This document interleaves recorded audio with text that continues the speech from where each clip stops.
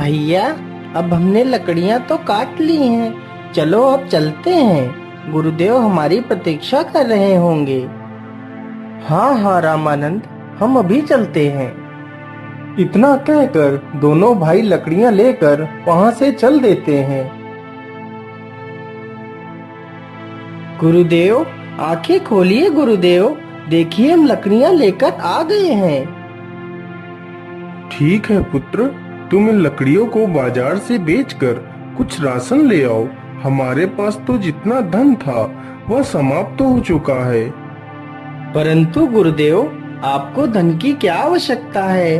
आप तो उस चमत्कारी मंत्र से धन को प्राप्त कर सकते हैं। नहीं श्यामानंद, वह मंत्रित धन हमारे उपयोग के लिए नहीं है।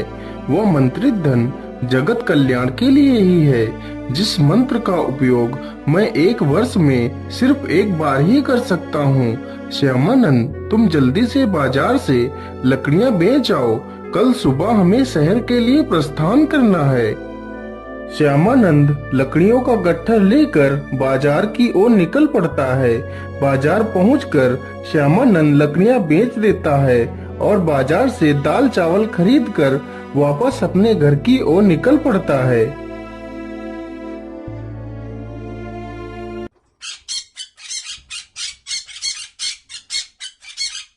अरे, ये किसकी आवाज है? मुझे लगता है या तो एक पक्षी की आवाज है जो किसी मुसीबत में लगता है। अरे, या तो एक तोता है। मुझे इसकी जान बचा लेनी चाहिए, नहीं तो यह बाज उसे मार डालेगा। श्यामानंद तुरंत ही एक डंडा उठाता है और बाज को फेंक कर मारता है, तो बाज तुरंत ही तोते को छोड़कर वहां से उड़ जाता है। अरे राम राम राम, यह तोता तो पूरी तरह घायल हो चुका है। मुझे इसके घावों पर जड़ी बूटी लगा देनी चाहिए। इतना कहकर वह जल्दी से जड़ी बूटी लाता है और तोते के घाव पर लगा देता है। तोता कुछ क्षण पश्चात स्वस्थ हो जाता है। हे दयालु इंसान, तुमने मेरी मुसीबत में सहायता की है। तुम्हें जब भी मेरी मदद की आवश्यकता हो तो मुझे जरूर याद करना। मैं तुम्हारी मदद अवश्य करूँगा। ठीक है मेरे प्यारे दोस्त, आवश्यकता पड़ने पर मैं तुम्हें अवश्य याद करूँगा। इतना कहकर श्यामानंद वहां से चला जाता है और फिर वह तोता भी वहां से चला जाता है।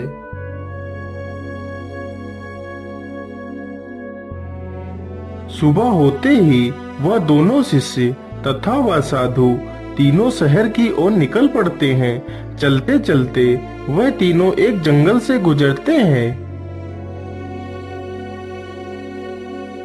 अरे ठहरो तुम तीनों, इतनी जल्दी भागते हुए तुम लोग कहाँ चले जा रहे हो? हम तीनों शहर जा रहे हैं, लेकिन आप लोग कौन हो? हम तीनों इस जंगल के डाकू हैं। डाकू? लेकिन डाकू जी, आपने हमारा रास्ता क्यों रोका है? हमें जाने दीजिए। हाँ हाँ, जरूर चले जाओ, लेकिन उससे पहले तुम्हारे पास जितना भी धन है वो हमें दे दो, फिर आराम से चले जाना। लेकिन डाकू जी, हमारे पास तो कुछ भी धन नहीं है। क्या बोला? धन नहीं है? हमें मूर्ख बना रहा है। नहीं नहीं डाकू जी, हमारे पास कोई धन नहीं है, मैं सच कह रहा हूँ। अरे लाखन, मुझे लगता है इनके पास कोई धन नहीं है। हमें इन्हें छोड़ देना चाहिए। अरे नहीं नहीं, बड़े दिनों के बाद तो कोई शिकार हाथ लगा है और तुम कह रहे हो इन्हें छोड़ दूं। डाकू जी, आप हम दोनों भाइयों को पकड़ लीजिए, लेकिन मेरे गुरुदेव को छोड़ दीजिए। ठीक है, मैं तुम्हारे गुरु को छोड़ दूंगा, यदि तुम दोनों हमें 1000 स्वर्ण मुद्राएं लाकर दो। हे भगवान, अब मैं क्या करूं? कहां से लाऊं इतनी सारी स्वर्ण मुद्राएं? क्या सोच रहे हो तुम दोनों? जाओ और कल सुबह तक 1000 स्वर्ण मुद्राएं लेकर आओ, नहीं तो तुम्हारे गुरु को मार देंगे। ठीक है, हम तुम्हें 1000 स्वर्ण मोहरे लाकर देंगे, लेकिन आप लोग हमारे गुरु को कोई नुकसान मत पहुंचाना। गुरुदेव, आप चिंता मत करना, हम दोनों भाई कल सुबह तक धन लेकर आ जाएंगे। परंतु गुरुदेव, आप किसी भी हालत में उस धन प्राप्ति मंत्र का उच्चारण मत करना, नहीं तो आप और भी ज्यादा मुसीबत में पड़ सकते हैं। इतना कहकर वह दोनों वहां से चले जाते हैं। क्या करूं, क्या करूं? कहां से लाऊं इतनी सारी मोहरे? चलो, मैं अपने मित्र तोते को बुलाता हूँ, हो सकता है वह मेरी कुछ मदद कर पाए। ऐ मेरे मित्र तोते, तुम कहाँ हो? मैं बहुत परेशानी में हूँ, मुझे तुम्हारी सहायता की आवश्यकता है मित्र।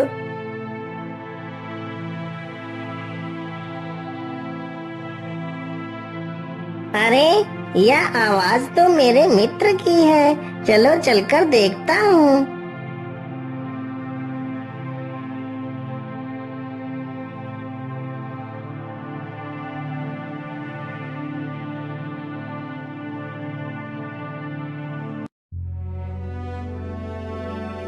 क्या बात है मित्र, आपने मुझे याद किया, बोलिए क्या बात है? फिर श्यामानंद उस तोते को पूरी कहानी सुनाता है।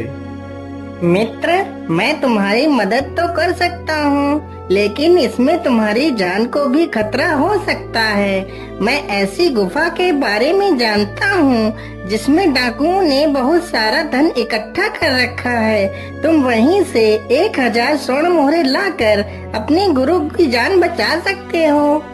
लेकिन मित्र, चोरी करना तो पाप है, भला हम इस पाप को कैसे कर सकते हैं? लेकिन भाई, हमारे पास और दूसरा कोई रास्ता भी तो नहीं है। यदि एक पाप से हमारे गुरु की जान बच सकती है, तो हम यह पाप करने के लिए तैयार हैं। चलो मित्र, हमें उस गुफा के पास ले चलो। मित्र, मैं तुम्हें गुफा के पास तो ले चलूंगा, लेकिन याद रहे, रात्रि होने से पहले उस गुफा से हमें बाहर आना होगा, क्योंकि रात्रि होते ही वह डाकू गुफा में आ जाते हैं। फिर वह तोता दोनों भाइयों को गुफा के पास ले जाता है।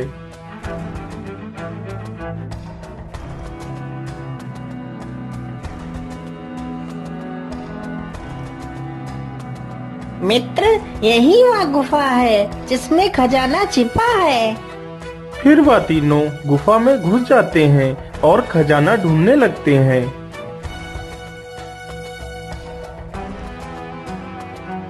अरे मित्र, हम इस गुफा में तो आ गए हैं, लेकिन खजाना तो कहीं दिखाई नहीं दे रहा। ढूंढते रहो मित्र, खजाना यहीं कहीं होगा। अरे, यह कुआं कैसा है? इस कुएं को तो इस पत्थर से ढक दिया गया है, कहीं खजाना इसी कुएं में तो नहीं है। हाँ हाँ मित्र, तुम बिल्कुल ठीक सोच रहे हो, जरा इस पत्थर को तो हटाओ। जैसे ही दोनों भाई उस पत्थर को हटाते हैं, तो देखते हैं पूरा कुआं खजाने से भरा हुआ है। अरे भाई, खजाना तो मिल गया, चलो जल्दी से 1000 मोहरे ले लेते हैं। वह दोनों जल्दी जल्दी से 1000 मोहरे उठाकर चल देते हैं। उधर शाम होते ही डाकू गुफा की ओर आ जाते हैं।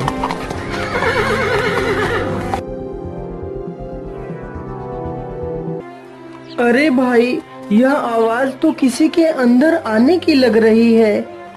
हाँ मित्र, मुझे लगता है वह डाकू आ गए हैं, चलो जल्दी से छिप जाते हैं। फिर वह तीनों एक चट्टान के पीछे छिप जाते हैं।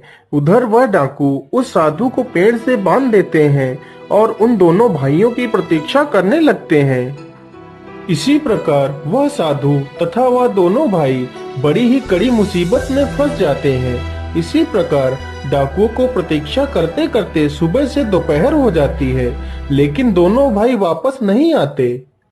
अरे ओ साधु, तेरे शिष्य तो अभी भी नहीं आए हैं। कहीं वह मुझे मूर्ख बनाकर तो नहीं चले गए? यदि ऐसा हुआ तो तेरी जान मैं अवश्य ले लूंगा।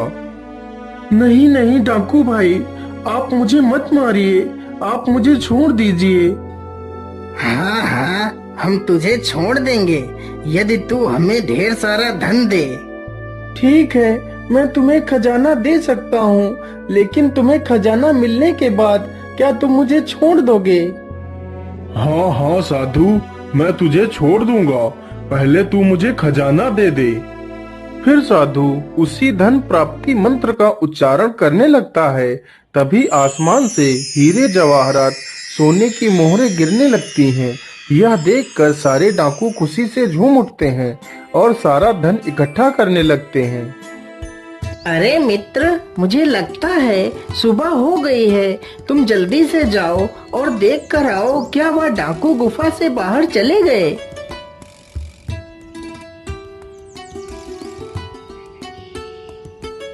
नहीं मित्र, अभी वह डाकू सो रहे हैं। हे भगवान, सुबह हो गई है। यदि हम दोनों समय पर नहीं पहुँचे तो वह डाकू गुरुदेव को मार डालेंगे। हे साधु, तुमने मेरे कहे अनुसार मुझे इतना सारा धन दिया है, इसलिए मैं तुम्हें आजाद करता हूँ।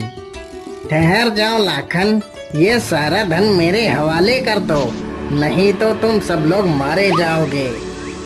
अरे छगन भाई, आप यहाँ? अरे छगन भाई, हम तो डाकू हैं, इसलिए हम तो भाई भाई हुए। हमें मारकर आपको क्या मिलेगा? यह खजाना मुझे तो इस साधु ने अपने मंत्रों की सिद्धि से दिया है। तुम हमें छोड़ दो, इस साधु को पकड़ लो। नहीं नहीं डाकू जी, मैं तुम्हें खजाना नहीं दे सकता। वह मंत्र मैं 1 वर्ष में सिर्फ 1 बार ही उपयोग कर सकता हूँ। इतना सुनते ही डाकू गुस्से में आकर साधु को चाकू से मार देता है और सारे डाकू आपस में ही लड़ने लगते हैं और एक दूसरे को मार देते हैं। बस 2 ही डाकू बचते हैं। अरे शेर सिंह, अब हम 2 ही बचे हैं। अब हम ऐसा करते हैं, यह सारा धन आपस में आधा आधा बांट लेते हैं। हाँ सरदार, यही ठीक रहेगा। चलो जल्दी से यह सारा धन 2 हिस्सों में बांट लेते हैं।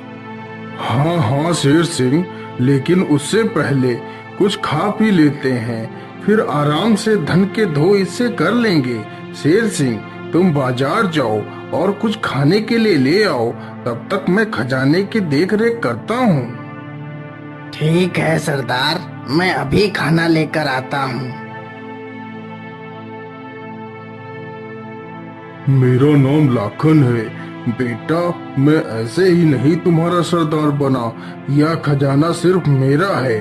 मेरा नाम भी शेर सिंह है। मैं तुझे ऐसे नहीं छोड़ूंगा। वह सारा खजाना सिर्फ मेरा है।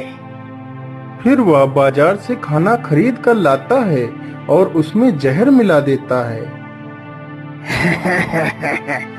अब यह खाना लाखन खाएगा और ढेर हो जाएगा, फिर सारा खजाना मेरा होगा।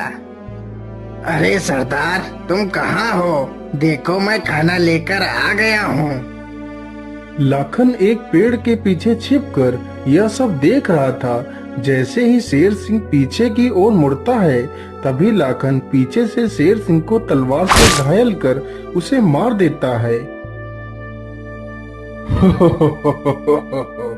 चलो, मेरा आखिरी कांटा भी निकल गया। अब यह सारा धन मेरा है। चलो जल्दी से यह खाना खा लेता हूँ, फिर यह सारा धन उठाकर यहाँ से भाग जाऊंगा। इतना कहकर वह उसी जहरीले खाने को खा लेता है और तड़प तड़प कर मर जाता है।